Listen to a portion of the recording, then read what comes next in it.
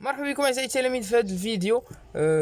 من بعد ما شفنا التلخيص الكامل ديال الموجات حسب الاطار المرجعي، دابا جا الدور اننا نلعبوا على 8 النقاط اللي بقات في الفيزيك اللي غادي تكون على النووي، ونشوفوا التلخيص ديال النووي في جزئين. الجزء الاول هو هذا اللي غادي يخص التناقص الاشعاعي ولا لي ديكرواسونس راديو اكتيف، والجزء الثاني اللي غادي يخص نوايو ماس انرجي، يعني نواه طاقه وكتله، وغادي نشوفوا العلاقه بين الكتله والطاقه. دونك تما في الجزء الثاني غادي نبقاو نهضروا على الطاقه اللي غادي نحاول هذا الجزء الثاني ننزلوا لكم اما اليوم بالليل ان شاء الله ولا غدا في الصباح. دونك اول حاجه ملي كنقول التناقص الاشعاعي، اول حاجه يعني لابليكاسيون ولا التطبيق اللي كيطيح على البال ديالي هو لا داتاسيون او كربون 14 ولا التاريخ بالكربون 14. هذا التاريخ اللي كيمكننا باش نعرفوا الحقبه الزمنيه اللي كينتمي لها واحد الكائن حي اللي مات منذ آلاف السنين. يعني الا كان هنا واحد الكائن حي ماشي ضروره انسان، يعني اي كائن حي مات في واحد لانستون تي زيرو، ويعني الجسم ديالو كيكون كيحتوي على يعني لي نوايو النواه ديال الكربون 14. من بعد ملي كيمر واحد الزمان، دونك باغ اكزومبل تي زيرو يعني لانستون اللي مات فيها، كنزيدوا له واحد 5730 عام، كنلاحظوا ان بعض النواه ديال الكربون تحولت الى النواه ديال الازوت. دونك وبعد مرور يعني مده زمنيه كبيره بزاف، مثلا تي زيرو زائد 11460 عام، كنلاحظوا ان تقريبا جميع النواه ديال الكربون اللي كانت في لانستون تي زيرو اختفت وتحولت تقريبا كليا لنواه الازوت. دونك هنايا باش كيتفسر هذا التحول، هذا التحول يعني كيتفسر بظاهره النشاط الاشعاعي ولا لا راديو اكتيفيتي. دونك اون دي كو لو كربون 14 اي راديو اكتيف. دونك كاينه واحد نشاط اشعاعي عند هذا الكربون 14 اللي ممكن هذا النشاط الاشعاعي اللي مكنه انه يتحول الى ذره اخرى، وهي هنا او نواه اخرى هي نواه ديال الازوت. دونك هنا التعريف الاساسي اللي خصكم تكونوا عارفينه ديال النشاط الاشعاعي هو سي ان فينومين الياتوار. اول حاجه عشوائي، انوط يعني هو ظاهره عشوائيه كي افكت سيغتان نوايو اتوميك. يعني هنايا هذا النشاط الاشعاعي ان افكت با تو لي اتوم مي تو لي نوايو، عفوا ماشي جميع النواه والنواه، ولكن كي افكتي كيلكو نوايو اتوميك. لان باغ اكزومبل هنا غادي نشوفوا من بعد بان هذا النشاط الاشعاعي كتكون ظاهره غير عند لي نوايو انستابل ولا هما غير المستقره، وعلى العكس كاين لي نوايو اللي هما مستقرين ما كيوقع لهمش نشاط اشعاعي لانهم اصلا في استقرار. والهدف من النشاط الاشعاعي هو انه كتحول لي واحد النواه غير مستقره الى ذره الى نواه اخرى عفوا اكثر استقرارا. دونك هنا الازوت هو اكثر استقرار من الكربون 14 هنا في هذه الحاله. دونك هنايا هذه هي الذره او النموذج ديال الذره ديالي. كيكون كاين في لي كوش هنايا دي زيليكترون والداخل كاين دي نوايو. دونك هنا جو بارل دي نوايو. دونك لي نوايو اللي كيكون فيهم بروتونات يعني ونوترونات. البروتونات اللي كتكون عندهم الشحنه زائد واحد يعني موجبي الشحنه، بينما النوترونات كيكونوا محايدي الشحنه. دونك سي نوايو يعني هاد لي نوايو اتوميك سو ديزانتيغر يعني كيوقع لهم تفتت سولون ديفيرون بروسيسوس، يعني بطرق متعدده. اما تفتت بيتا موان، دونك هنايا مع انبعاث يعني الكترون، او لا بيتا بلس مع انبعاث بوزيترون، ولا الفا مع انبعاث دقيقه او لا ذره الهيليوم، او لا غاما مع انبعاث يعني ان غايون الكترومغنيتيك ولا واحد الاشعاع كهرو مغناطيسي. دونك هادشي غادي نشوفوه اون ديتاي باغ لا سويت. دونك هنايا اللي خصنا نعرفو عاوتاني قلنا ليفوليسيون طومبوريل دان انسامبل دو نوايو راديو اكتيف اوبيي على لوا دو ديكرواسونس. يعني ان هاد يعني التقدم ديال الزمني ديال هاد لي نوايو راه كيخضع لواحد لا لوا كتسمى قانون التناقص الاشعاعي. شنو كيقول لنا التناقص الاشعاعي؟ انه الا بغيت انا يعني عدد النواه المتبقيه، يعني ناخذ هذا ليكزامبل، الا بغيت انا عدد النواه المتبقيه في واحد لانستون تي ديال النواه ديال الكربون راه كيساوي العدد ديال النواه البدئيه. كنحسب شحال كانوا عندي ديال العدد ديال النواه البدئيه ديال الكربون مضروب في اكسبونونسيال موان لامدا تي. دونك وهاد تي هي لانستون اللي بغيتي تحسب فيها هاد العدد ديال النواه المتبقيه. كنلاحظوا بان هاد ان يعني عدد النواه اون فونكسيون دو طون هي داله تناقصيه، يعني الى ديريفيتي هادي بارابور او طون دونك غتخرج لك هاد المو هنايا. دونك الي لا ديريفي نيجاتيف، دونك الي ديكرواسونس اون فونكسيون دو طون. هنا غادي نهضروا على ثابته النشاط الاشعاعي لامدا اللي كتساوي 1 على طوطو، هي ثابته الزمن او لا كونستانت دو طون، واللي كتساوي او ميم طون هي ال دو 2 سور تي 1 دومي. تي 1 دومي هو عمر النصف. هادشي كامل غادي نشوفوه اون ديتاي باغ لا سويت. دونك هنايا غادي نهضروا شويه على لي كونستيتيون دو نوايو اتوميك. خصنا نعرفوا بان في واحد لاطوم كيف ما قلنا راه كاين دون ان نوايو، في النواه نوايو هو هذا. دونك النوايو كاين دي بروتون يعني اللي موجبين الشحنه، وكاين دي نوترون دونك هنا عندهم شارج بوزيتيف، هادو نون شارجي. دونك لا ريبريزونطاسيون سامبوليك دو نوايو اتوميك، باش كنهضر انا على واحد نوايو اتوميك كنرمز له باكس ا زد. اكس هو العنصر الكيميائي، مثلا الكربون، الهيدروجين، الاكسجين اكسيتيرا، بينما ا هو كيتسمى لو نومبر دو نيوكليون ولا النومبر دو ماس، يعني عدد النويات ولا عدد الكتله اللي كيساوي مجموع العدد ديال البروتونات اللي كاينين في النواه زائد عدد النوترونات. بالنسبه للزاد هو عدد الشحنه، هو نومبر دو شارج اولا كيتسمى نومبر دو بروتون، عدد الشحنه ولا عدد البروتونات يعني. و ان هو لو نومبر دو نوترون افيك ان، يعني كيفاش كتحسب ان كدير ا موان زد وكتحصل على عدد النوترونات. اكزومبل هنا هو الكربون 12. دونك هاد ا ديالو هو 12 نيوكليون يعني 12 نويات، يعني 12 ديال النويات. والزاد عندنا هي 6 لي بروتون، فوالا 6 لي بروتون، والعدد ديال لي نوترون كتعمل 12 ناقص 6 هي 6 لي نوترون. يعني النواه ديال هاد العنصر ديال الكربون كتحتوي على 6 ديال البروتونات و6 ديال النوترونات، هما في المجموع 12 نويه.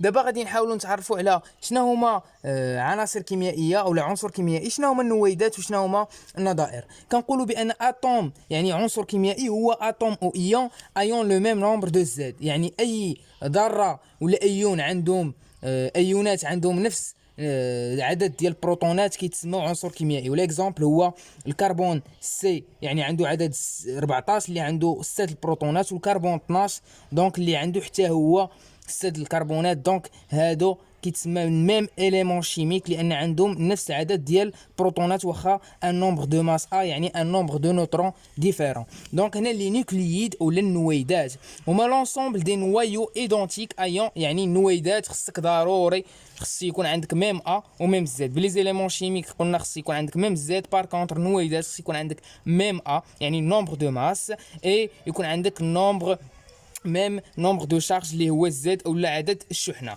دونك ليكزامبل هنا هو انه سي 12 و سي 14 سون دو نيوكلييد ديفيرونت. دونك هنا علاش ديفيرونت؟ لان عندهم ميم زد مي عندهم ان ا اللي هو نومبر دو ماس ولا عدد الكتله مختلف. وهنا غادي نهضروا عاوتاني في الاخير على النظائر. النظائر هما لي زيزوتوب، هما دي نوايو كي بوسيد لو ميم زد، يعني عندهم لو ميم زد مي ا ديفيرون. دونك هنا ليكزامبل هو اللي شفناه، دونك هو سي 6 14 يعني الكربون 14 والكربون 12 راه عندهم نفس عدد الشحنه نومبر دو شارج اللي هو 6، يعني عندهم نفس العدد ديال البروتونات ولكن كيختلفوا في العدد ديال النومبر دو ماس اللي هو ا، هنا 14 وهنا 12. دونك سون دو زيزوتوب دو ميم اليمون دو كربون، يعني راهما عند دو زيزوتوب ليليمون ديالهم شيميك شنو هو الكربون. دونك الكربون عندهم نفس الزيت، دونك ليليمون كربون. فوالا دونك هاد لي دو زيزوتوب عاوتاني ديال الهيدروجين H11 H12 دونك عندهم ا ديفيرون. دونك هنايا سو سون دو زيزوتوب دو ميم اليمون مي هذا هيدروجين. دابا غادي نهضروا على واحد لابوندونس ناتوريل، ما عرفتش الصراحه بالعربيه شنو هي، ولكن اصلا ما كايناش في لو كادر دو ريفيرونس ولا الاطار المرجعي، ولكن ما كاين باس اننا نقيو عليها اطلاله او كاو يعني احتياطا. هو البورسونتاج اون ماس دو شاك ايزوتوب. دابا الا مشيتي لواحد الميلونج ناتوريل مثلا واحد في لا ناتور جبرتي مثلا واحد الصخره فيه واحد لا ماس ام دو لوكسيجين وكنعرفوا بان لوكسيجين في الطبيعه كاين فيه 3 ديال النظائر، دونك 3 زيزوتوب. كاين لوكسيجين 16 الاكسجين 16، كاين الاكسجين 17 يعني نومبر دو ماس عنده 17، والاكسجين 18. كيف ما كتلاحظوا عندي نفس العدد البروتونات بعليها كنقول سو سون دي زيزوتوب. دونك لابوندونس هو النسبه ديالو اللي موجوده دائما، يعني بورسونتاج ديالو اللي كاين في الميليو ناتوريل ديال الاكسجين 16. النسبه ديالو ديال لابوندونس ديال الاكسجين 16 هي 99.75، ديال الاكسجين 17 هي 0.037 و 0.204 بالنسبه للاكسجين 18. دونك هذه في حاله ما الا طرحات عليكم كيسيون في الكونكور راه غادي يعطيوكم هاد لي دوني، هاد لابوندونس ما كيتحفظوش. دونك اللي خصك تعرف هو هاد العلاقه هذه. الا عطاك باغ اكزومبل عطاك لا ماس ديال داك ليشونتيون ناتوريل وقال لك مثلا واحد الصخره ولا شي حاجه، عطاك لا ماس ديالها، عطاك الكتله ديالها وقال لك جبد لي الكتله ديال الاكسجين 17 اللي كاينه في هذه الصخره، علما ان هاد لي بورسونتاج ها هما. دونك كتطبق العلاقه لا ماس ديال هاد ليشونتيون كتساوي لا سوم ديال لابوندونس بورسونتاج مضروب في لا ماس كل ايزوتوب، وكتجبد ديك الساعات لا ماس ليزوتوب اللي مطلوبه في التمرين. دونك هنايا كيف ما هضرنا بان النشاط الاشعاعي ولا لا راديو اكتيفيتي دونك راها كيخضعوا لها غير لي نوايو اللي هما انستابل، اللي هما غير مستقرين. بار كونطر لي نوايو ستابل ما كيوقع لهمش هاد لا راديو اكتيفيتي. دونك هنايا شكون اللي كيعطينا فينا هما هاد لي نوايو ستابل وفينا هما هادو اللي انستابل؟ كيعطيهم لنا لو دياغرام ديال سيغري. هاد الدياغرام سيغري اللي كيكون فيه لو نومبر ان هو لو نومبر دو نوترون اون فونكسيون دو نومبر دو بروتون اللي كاينين في واحد النوايو. دونك هادو اللي بالاحمر باللون الاحمر هما لي نوايو ستابل كيف ما كتلاحظوا، وهادو اللي هنايا هادو هما النواه الاشعاعيين بيتا موان، هادو نواه الاشعاعيين بيتا بلس، وهادو نواه اللي عندهم اشعاع يعني دو تيب الفا. اللي خصنا نعرفوا وهذه ضروريه هاد لا رومارك هذه، لي نوايو اللي ستابل هما اللي عندهم زد كيساوي ان. الا لاحظتوا هنا لي نوايو اللي ستابل الا كانت زد انفيريور ا 20 دونك زد الا كانت زد انفيريور ا 20 يعني عدد ديال البروتونات صغير من 20 راه لي نوايو ستابل كيكون عندهم زد كيساوي ان صافي. دونك زد كتساوي ان بور لي نوايو ستابل. نعطيكم اكزومبل هو سي 12 6. سي 12 6 هذا سي ان نوايو ستابل لان عندي العدد بروتونات 6 والعدد ديال النيوترونات 6 دونك والزد انفيريور ا 20 دونك هذا سي ان نوايو ستابل. يعني عمرك ما غادي تسمع بان الكربون 12 وقعت له ديزانتيغراسيون، يعني عمرك ما تسمع وقع له تفتت او عمل واحد النشاط اشعاعي. دونك ملي تكون عندي الزد صغيره من 20 الزد كتساوي ان ستابل. وفي الحالات ما كانت الزد محصوره بين 20 و 82 لي نوايو ستابل كيكونوا كاركتيريزي بار هاد لا غولاسيون هو لو نومبر دو نوترون كتقسموا على نومبر دو بروتون خص يعطيك ابوبري 1.5. دونك الا كانت واحد النوايو هنايا في ستابل خص ضروري تقسم لها لو نومبر دو نوترون على بروتون خص يعطيك تقريبا 1.5. وهنا المثال ديال النواه ديال الرصاص ولا النوايو ديال بلومب اللي عنده 206 في النومبر دو ماس و 82 في النومبر دو شارج، دونك كتعمل 206 على 82 ناقص 82 باش تجبد النومبر دو نوترون هو 124 كتقسموا على 81 نومبر ولا 82 عفوا النومبر دو بروتون كيعطيك 1.51 تقريبا 1.5. دونك النوايو دو بلومب استابل دونك ستابل مزيان. دونك بور لي زد دونك هنايا شفنا الزد حد 82 بوغ لي زد لي سوبيريور يعني اكثر من 83 بروتون راه توجور سو سون دي نوايو انستابل صافي. اوكان نوايو ستابل يعني هادو كاملين هما اللي كتلقاوهم هنايا عندهم الزد كبر من 83 دونك هما كيتسموا نواه يعني ثقيله، كيكونوا نواه ثقيله بحال اليورانيوم اللي ما كاين حتى واحد فيهم هاد النواه حتى واحد فيهم ما ستابل. دونك قلنا بان هاد النواه اللي كيتواجدوا هنايا كيف ما كنلاحظوا كيكون عندهم الفائض في النوترونات. كتلاحظ انه كيكون عندهم عدد ديال النوترونات كيكون كبير من العدد ديال البروتونات، يعني كيكون عندهم فائض في النوترونات. يعني باش يوليو ستابل شنو كيعملوا؟ كيحولوا نوترون ديالهم واحد النوترون كيحولوه لبروتون زائد الكترون. كيف ما كتلاحظوا هنايا خصني القانون ديال صودي انحفاظ عدد الكتله هي واحد كتساوي واحد زائد زيرو، يعني واحد كتساوي واحد وزيرو كتساوي واحد ناقص واحد. دونك دونك المعادله ديالي هي هذيك. دونك بيتا موان هو الانبعاث ديال الدقيقه اللي هي الالكترون. دونك هادو كنسميوهم بيتا موان، يعني النواه الاشعاعيه النشاط بيتا موان هو اللي عندها فائض في عدد النكسي في لو نومبر دو نوترون ولا فائض في عدد النوترونات. هذه راه كتحط في الاسئله ديال الكيو سي ام دونك ردوا فيها البال مزيان. بالنسبه للبيتا بلس عندهم النكسي. دونك هنايا العدد ديال البروتونات كبير، دونك غادي يحول هاد العدد، هاد النوايو اللي كاينين هنايا باش يحققوا استقرار يعني ويوليو كينتميو ولا يلتحقوا بهذه المنطقه الحمراء. غادي يحولوا البروتون اللي عندهم، يحولوا النوترون مع يعني انبعاث دقيقه اللي هي هنايا بوزيترون. صافي بوزيترون. دونك هنايا ان بروتون كيعطيك نوترون بلس بوزيترون. دونك هنايا كيف ما كنعرفوا بان النواه اشعاعيه النشاط بيتا بلس هي اللي عندها فائض في عدد البروتونات، يعني هذه حداو منها في الكيو سي ان. دونك بار كونتر النواه اللي اشعاعيه اللي هنايا هما اشعاعيه النشاط الفا. دونك هي النواه الثقيله اللي الزد ديالها كيكون كبر من 83، يعني واحد لاطوم اكس كتحول لي الاكس ان واحد اتوم اكس بريم دونك اخرى زائد اش او يعني ذره الهيليوم. دونك كملخص لهذا الشيء اللي شفناه لحد الان، لا راديو اكتيفيتي او النشاط الاشعاعي سي اون ترانسفورماسيون نوكليير ناتورال، يعني هو واحد التحول كيميائي طبيعي ناتورال سبونتاني اي امبريفيزيبل، يعني لا يمكن سبونتاني هو تلقائي اي امبريفيزيبل لا يمكنك توقعه. دونك او كور de laquelle هاد الترانسفورماسيون ان نوايو بير، يعني واحد النواه اب اكس ا زاد انستابل، يعني كتكون غير مستقره ناشطه اشعاعيا راديو اكتيف سو ديزانتيغر، يعني كتتفتت، وهذا التفتت يعني هو تحول سو ترانسفورم اون ان نوايو فيس. دونك واحد نواه ابن Y A Z plus stable que head X, bien sûr, donc أكثر استقرارا avec une émission d'une ou plusieurs particules notées. donc مع انبعاث يعني بعض الدقائق يعني نوتي ألفا اللي هي ذرة الهيليوم، بيتا بلس اللي هي بوزيترون وبيتا موان إلكترون، اي سوفون يعني 70% ديال يعني غالبا كيكون ان غايونمون نوتي غاما، او يعني كيكون واحد الغايونمون اللي هو ان غايونمون الكترومغنيتيك غاما مصاحب لهاد يعني النشاط الاشعاعي.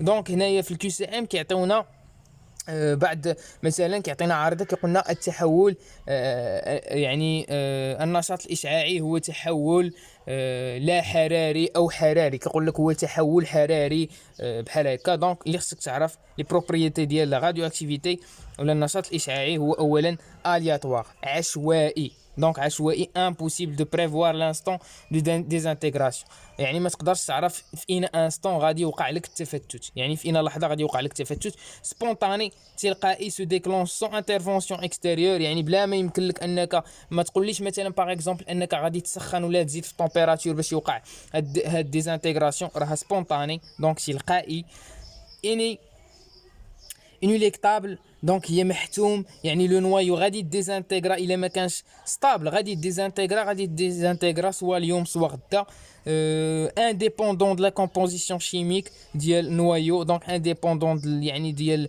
الكومبوزيسيون الكيميائيه ديال نوايو، و انديبوندون دي بارامتر يعني ديال بريسيون تمبيراتور، يعني انديبوندون ديال بريسيون تمبيراتور. حداو راسكم هذيك خصكم تعرفوها، يعني ما يكونش فيها نقاش. دونك لي لوا دو كونسيرفاسيون تصودي يعني قوانين الحفاظ هذه جد سهله، انه قال لك في تفاعل كيميائي يعني في تفاعل تحول نووي ملي يكون عندك واحد نوايو بير اللي انستابل اللي غادي يوقع له واحد ترانسفورماسيون دونك كيتحول لك من واحد ايغريك ل A1 Z1 نوايو فيس افيك واحد البارتيكول ايميز. خصك ضروري هاد نومبر دو ماس ا يكون كيساوي A1 بلس A2، يعني انحفاظ لا كونسيرفاسيون نومبر دو نيوكليون يعني عدد النويات، و Z1 خصو يكون كيساوي Z1 بلس Z2 يعني لا كونسيرفاسيون نومبر دو شارج الكتريك او لا عدد الشحنه. يعني الاخوان كيف ما قلنا من قبل بان النشاط الاشعاعي ولا لا راديو اكتيفيتي هي واحد التحول نووي اللي من خلاله كتحول لي واحد نوايو انستابل لواحد نوايو ستابل مع انبعاث يعني ايميسيون ديال دي بارتيكول، وعلى حسب كل بارتيكول على حسب ديك لا بارتيكول émis في ديك الترانسفورماسيون نوكليير اون ديفيني لو تيب ديال راديو اكتيفيتي ولا نوعيه يعني النشاط الاشعاعي. بالنسبه للنشاط الاشعاعي الاول هو النشاط الاشعاعي اللي غادي نشوفوه هو راديو اكتيفيتي بيتا موان. في هذا راديو اكتيفيتي بيتا موان لو نوايو بير اللي كنرمزوا له باكس ا زد سو ديزانتيغر كيتفتت اون نوايو فيس اللي هو اكس ا زد بلس 1 يعني كتزاد لي عدد البروتونات افيك ليميسيون ديال ان الكترون. يعني قلنا في في النواه اشعاعيه نشاط بيتا موان كيتحول لي نوترون كيتحول لي البروتون. الا لاحظتوا هنايا كيتزاد بلس 1. دونك المثال هو ديال النواه ديال الكوبالت لاشعاعيه نشاط بيتا موان اللي كتعن 60 27 كتحول لي النواه ديال النيكل 60 28. دونك كتزاد لي واحد البروتون زائد ليميسيون دهاد لا بارتيكول اللي هي un électron qui correspond à une radioactivité bêta moins. دابا غادي نشوفوا radioactivité bêta plus. هاد الحاجه مهمه تقدر تحكم كي سي ان بان هاد النشاط الاشعاعي بيتا بلس نو كونسيرن كو لي نوايو ارتيفيسيال. يعني هذا خاص بالنواه يعني الارتيفيسيال الصناعيه اللي يعني دارهم ولا صنعهم الانسان في المختبر. دونك النوايو بير اكس ا زد سو ديزانتيغر كتفتت اون ان نوايو فيس الا كتلاحظوا هنايا العدد البروتونات كينقص زد موان زان. دونك هنا كيتحول لي واحد البروتون كيتحول لي نوترون افيك ايميسيون ديال واحد البوزيترون. يعني البارتيكول هنا كتكون عندي بوزيترون. دونك هنايا المثال هو الفوسفور 30 اللي هو واحد نوايو ارتيفيسيال اللي عنده 30 15 اللي كيتحول لي دونك ارتيفيسيال ما كاينش في الطبيعه الانسان هو اللي دارو في المختبر كيتحول لي الاس اي 30 14 زائد 1 بوزيترون. الراديو اكتيفيتي الفا ان نوايو بير اكس ا زد سو ديزانتيغر اون ان نوايو فيس اكس. الا كتلاحظوا هنا عدد البروتونات كينقص بجوج والنومبر دو ماس ا كينقص دونك بربعه لان كنهضر على النواه ديال الهيليوم اللي عندها جوج في العدد ديال البروتونات وربعه دونك في عدد النويات افيك ايميسيون ديال هاد الهيليوم. دونك هنايا المثال هو بولونيوم اللي عنده 210 في نومبر دو باس 84 في نومبر دو شارج زد اللي كيعطيني الرصاص 82 206 وزائد انبعاث الدقيقه ديال الهيليوم. دونك هنا كنهضروا على اخر راديو اكتيفيتي اللي هي دو تيب غاما اللي كيكون فيها ليبراسيون دو ليكسيدون دو لينيرجي. يعني كيف ما دونك تقدر يتحول لي باغ اكزومبل هاد النشاط الاشعاعي غاما يقدر يكون بوحدو. باغ اكزومبل كتكون عندي واحد النواه ديال الاكسجين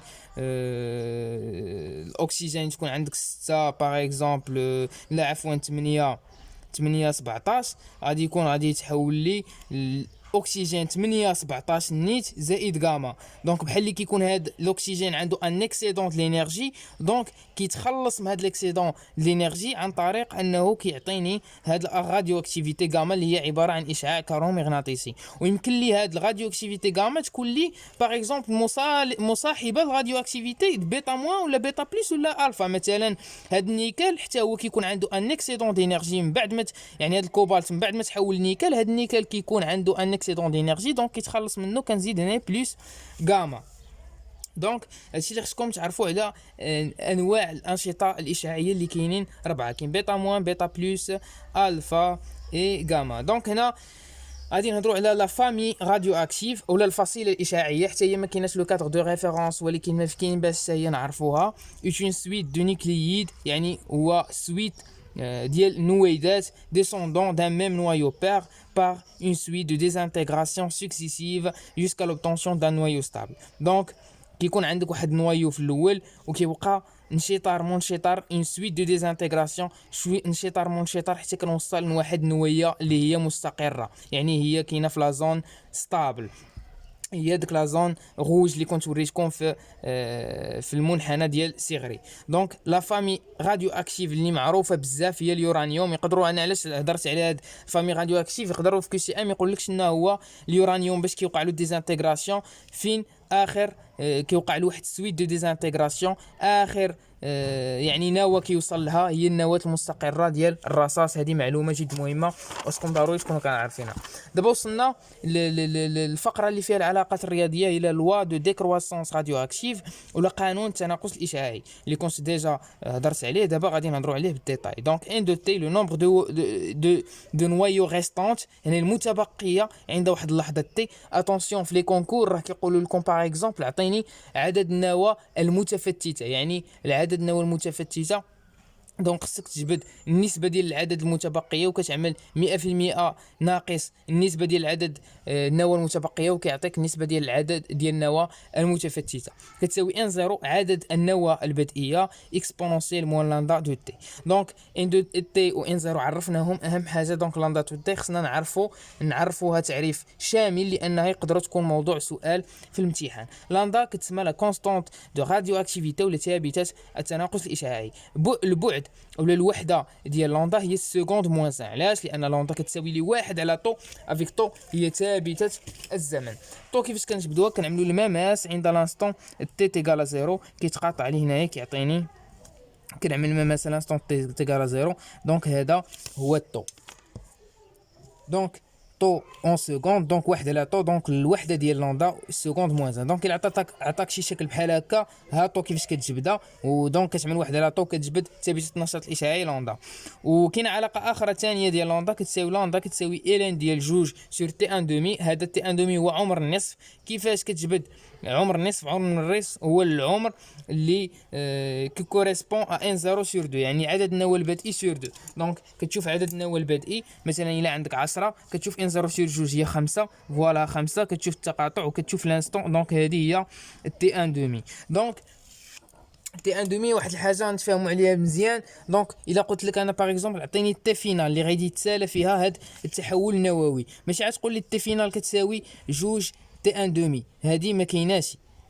تي فينال ما كتساويش جوج تي ان دومي لان الا مشينا عملنا هنا دو تي ان دومي يلا غادي نوصلوا هنايا. دونك هذه دونك دو تي ان دومي. دونك تي فينال نورمالمون كتكون 3 4 تي ان دومي. دونك ما كاينش واحد العلاقه ما يمكنليش نعرف انا تي فينال اون فونكسيون دو تي ان دومي. دونك اهم حاجه هنا في كيو سي ان يقدروا يطرحوا عليكم خصكم تكونوا عارفينها لاندا هي ثابته النشاط الاشعاعي نو ديبون كو دو نوايو راديو اكتيف يعني لا تتعلق الا بالنواه الاشعاعيه النشاط ولا تتعلق بلي كونديسيون انيسيال يعني بالشروط البدئيه ولا بلي كونديسيون فيزيك شيميك يعني بلي الشروط الفيزيائيه والكيميائيه. دونك كتعلق فقط بنوايو راديو اكتيف. دونك لاندا اوسي خصك تعرف ديفينيسيون ديالها اخرى. il représente la probabilité يعني احتمال دو ديزانتيغراسيون ديال التفتت دان نوايو راديو اكتيف بار سكوند يعني probabilité باش ان واحد نوايو راديو اكتيف